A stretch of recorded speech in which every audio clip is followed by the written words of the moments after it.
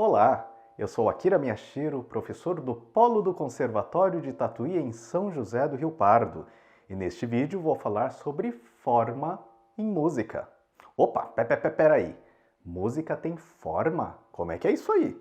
Sim, música tem forma. Claro que eu não estou falando aqui de formas visuais, como um quadrado, um círculo ou um triângulo. Forma, nesse contexto, diz respeito à estrutura em que um compositor organiza as informações musicais que ele quer passar.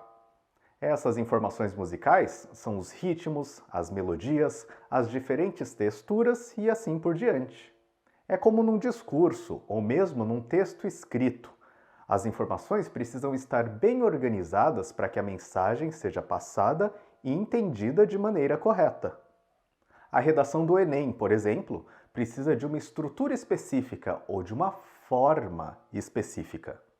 Primeiro, é preciso escrever uma introdução, chamando a atenção sobre a temática e apresentar uma proposta, um ponto de vista sobre o que vai ser abordado. Em seguida, vem o desenvolvimento, com a apresentação de argumentos e dados, além de analisar e conectar todas essas informações. E, para finalizar, uma conclusão, para arrematar o texto, oferecendo uma possível solução para a problemática apresentada. Bem, eu não sou professor de redação e comentei aqui essa estrutura de maneira muito superficial, simplesmente para mostrar que uma redação como essa tem forma, para garantir que todos entendam plenamente o conteúdo do texto. Em música, não vai ser diferente. Existe uma série de formas ou de estruturas possíveis, desde as mais simples até as mais complexas, para garantir que o ouvinte não se perca no discurso musical. Imagine um compositor muito criativo, com muitas melodias na cabeça. Se ele simplesmente resolver emendar uma melodia na outra, ninguém vai entender aonde ele quer chegar ou o que quer transmitir. Por isso é necessário que ele planeje muito bem como organizar essas melodias para que todos compreendam a mensagem que ele quer passar. Uma forma de organizar essas informações é numa estrutura chamada rondó. Num rondó, a gente tem uma melodia principal, que pode ser chamada de tema ou mesmo de refrão. Esse tema é repetido várias vezes e entre essas repetições o compositor encaixa episódios, que nada mais são do que melodias ou trechos contrastantes.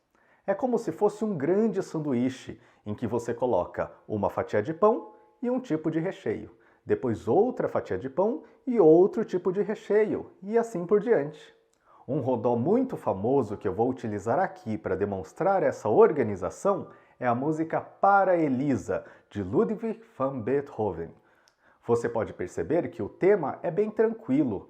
Ele é escrito na tonalidade de Lá menor, com uma melodia relativamente simples e um acompanhamento em arpejos.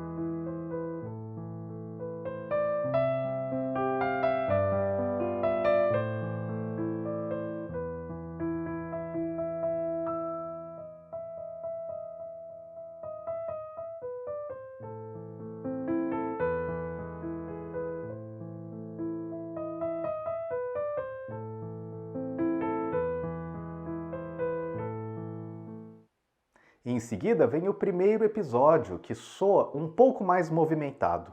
Além desse contraste, a gente tem a mudança para a tonalidade de Fá maior.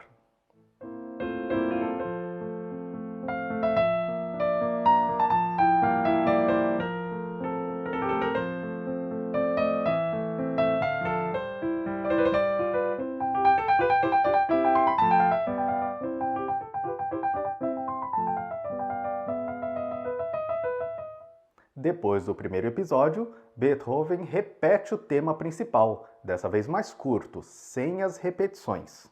E na sequência, ele emenda o segundo episódio, que também está na tonalidade de Lá menor, mas tem uns acordes dissonantes que deixam esse trecho mais tenso.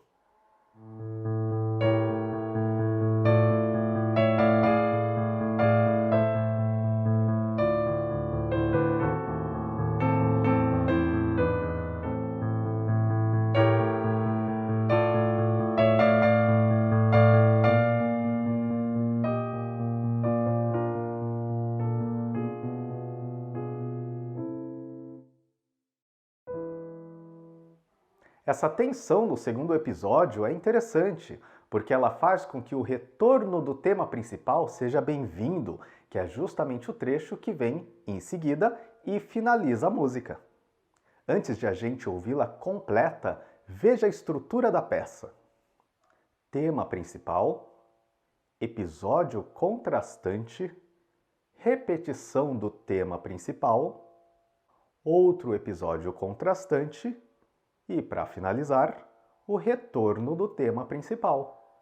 Esse tipo de estrutura também pode ser notada como A, B, A, C, A, onde cada letra indica uma das seções da música.